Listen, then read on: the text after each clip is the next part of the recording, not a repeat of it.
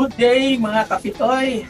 Welcome sa bagong vlog, our sticker. Okay, welcome to our bagong vlog guys for Philippine Loop.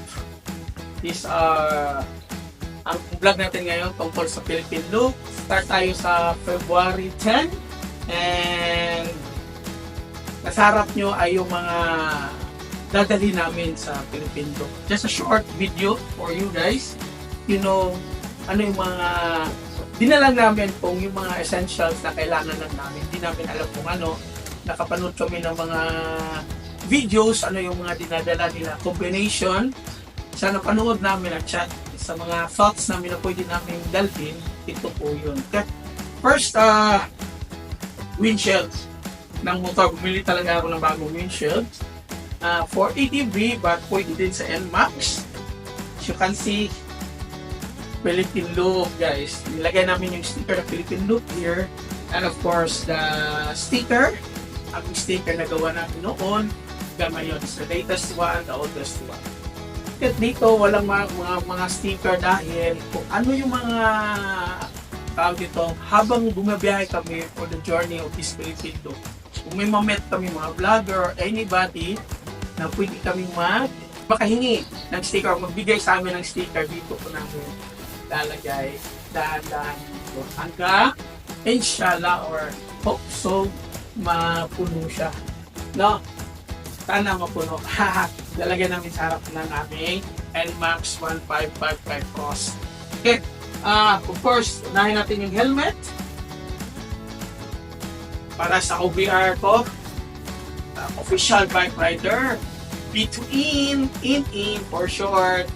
Ready na yun, intercom niya. Yeah, helmet para sa kanya to. Yan naman, as usual, the best helmet I have. Pero, may plano tayong bibili sa Maynila sa Sec Moto Supply. Pupunta natin yun sa may Caloocan para pili ng modular helmet para madali tayo, you know, chill ride plus habang nag-ride, kumakain, maganda talaga pag mga long distance na maganda talaga ang modular helmet.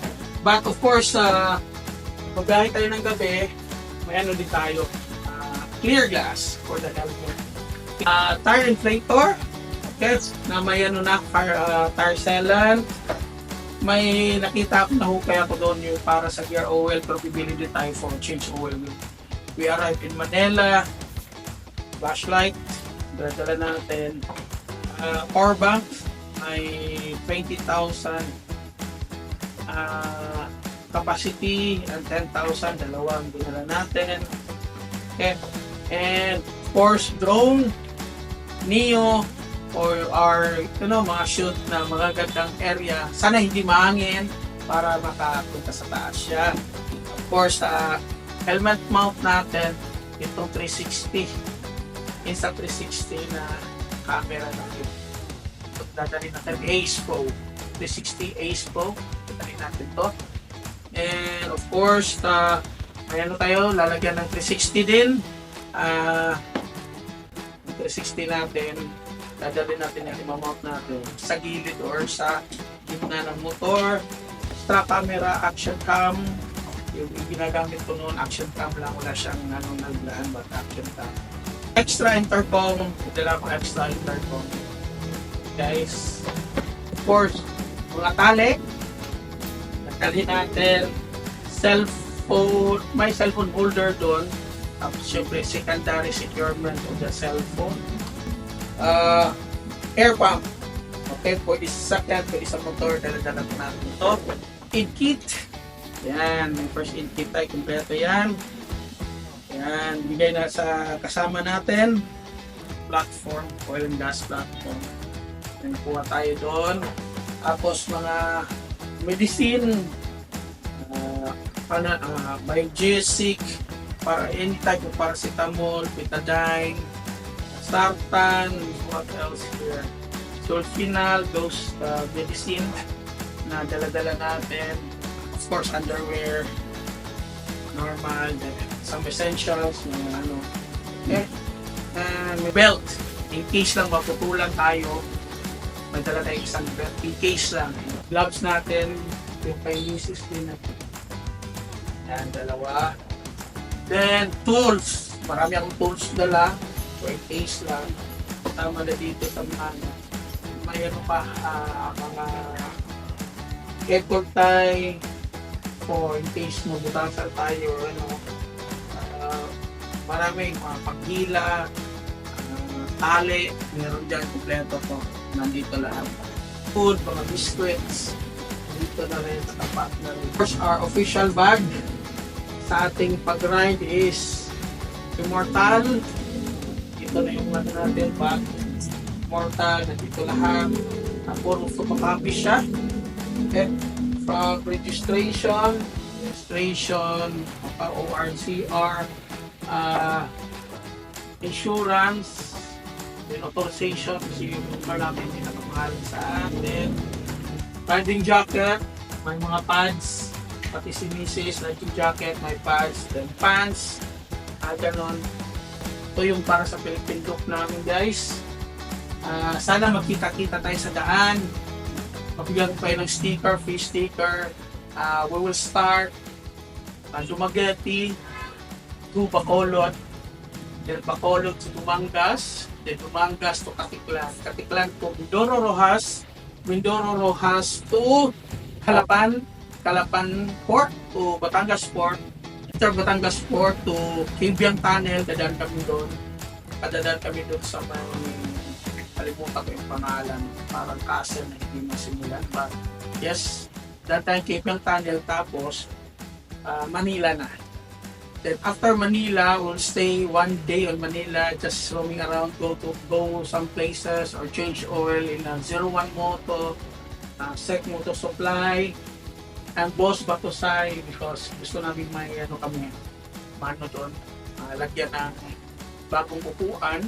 Day after, doon na kami magsimula. Papicture kami sa 0 kilometers sa Luneta, around 2 to 3 o'clock. Then go to Subic to Aluminos to Baguio. Pagkatapos noon, Baguio, hindi pa namin alam kung mag-stay. But the next day, 100% highest point. After highest point, Vegan, baka din kami matutulog sa Vegan. Then the following day, Vegan to Pagudpod to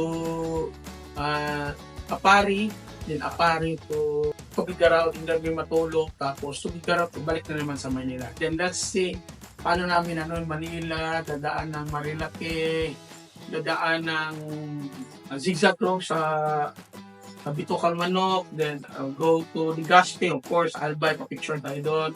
Tapos go to Matnog to Allen. Pagkatapos ng Allen, Calbayog, probably Calbayog, after Calbayog, San Manico Bridge, then pa-picture nyo naman sa Tacloban, of course, that's another checkpoint. After that, Liloan Port, Liloan to Surigao. Then let's see if we try to make a side trip on Surigao, Siargao Island. If not, then diretso na kami sa Enchanted River, Tinayuan Falls. Then after that, Davao. Doon kami matutulog sa Davao. Gusto namin makita yung Davao. Let's see if we spend one day in Davao. If not, then the next day, Davao to Jensan. Then Jensan to Cotabato, doon kami matutulog. Then Cotabato to Marawi. Then Marawi to Dapitan. Then Dapitan, of course, we're back on Dumaguete as well. Okay guys, thank you for watching. I hope na may nano kayo, bas ito yung mga dadali namin, not much, but may dalawang bag kami, isang bag for the t-shirts, then the other bag para lang sa mga ibang things na paglalagyan. Okay guys, thank you very much for watching. Team Vitoy, have a safe day guys.